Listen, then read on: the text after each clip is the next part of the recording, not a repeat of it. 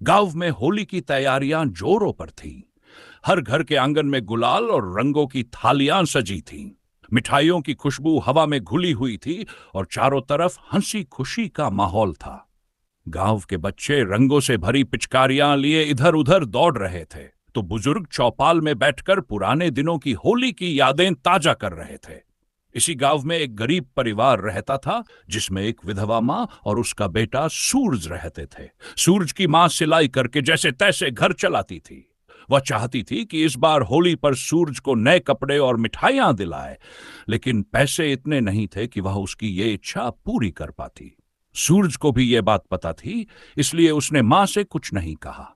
लेकिन उसके मन में कहीं न कहीं यह कसक थी कि इस बार वह भी अपने दोस्तों की तरह नए कपड़े पहनकर, गुलाल उड़ाकर और मिठाइयां खाकर होली मनाए।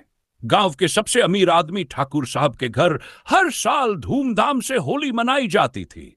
उनके घर में ढोल नगाड़े बजते, स्वादिष्ट पकवान बनते और पूरे गांव को आमंत्रित किया जाता।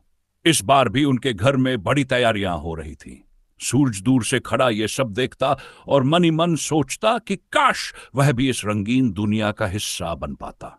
होली से एक दिन पहले सूरज अपनी मां के पास गया और बोला, मां, इस बार मैं भी होली अच्छे से मनाना चाहता हूं।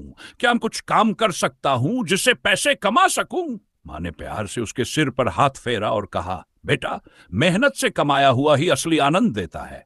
अगर तुम कुछ करना चाहते हो तो तुम्हें उसका पूरा प्रयास करना होगा। सूरज ने सोचा कि वह गांव में जाकर लोगों के घरों में छोटे मोटे काम करके कुछ पैसे इकट्ठे कर सकता है।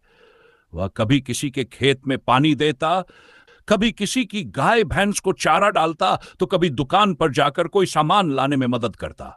दिन भर मेहनत करने के बाद उसके पास कुछ पैसे इकट्ठे हो गए। उसने उन पैसों से गुलाल, एक पिचकारी और मां के लिए एक गुलाब जामुन खरीदा। जब वह घर आया तो उसकी मां की आंखों में खुशी के आंसू थे। अगले दिन होली थी। सूरज ने अपने पुराने कपड़े पहने, लेकिन उसके चेहरे पर खुशी थी। गांव के सभी बच्चे जब रंग खेल रहे थे तो सूरज भी उनकी टोली में शामिल हो गया। किसी ने उसके गालों पर गुलाल लगाया तो किसी ने उसकी पीठ पर रंग डाल दिया।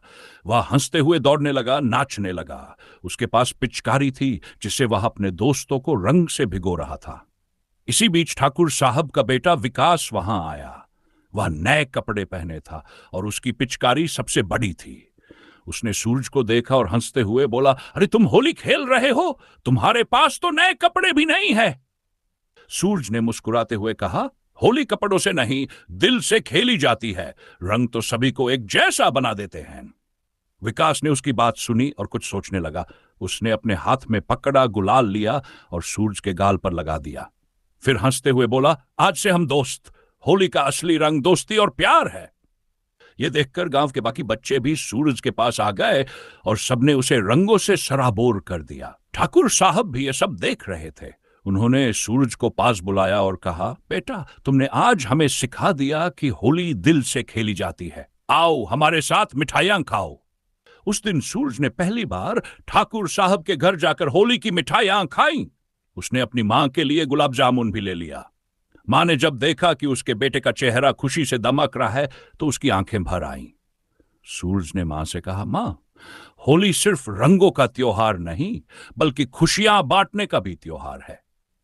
मां ने उसे गले लगा लिया और भगवान से प्रार्थना की कि सूरज की जिंदगी हमेशा ऐसे ही रंगों से भरी रहे। गांव में ढोल नगाड़े बज रहे थे।